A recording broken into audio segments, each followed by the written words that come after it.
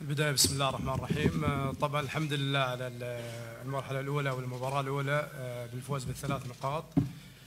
ما في شك أن المنتخب اللي بنقابله في المباراة الثانية فريق قوي يلعب بين أرضه وبين جمهوره، ولكن في عالم كرة القدم ما في شك أن كل فريق يقابل أي فريق آخر يكون له قراءته الفنية، قراءة من نواحي نقاط القوة ونقاط الضعف.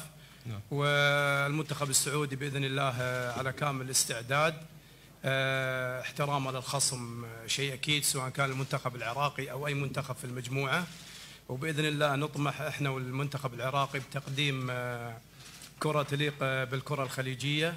وطموح المنتخب السعودي أو طموح المنتخب العراقي حق مشروع لكل واحد منهم في الفوز بالثلاث نقاط، ونتمناها بإذن الله للمنتخب السعودي. طيب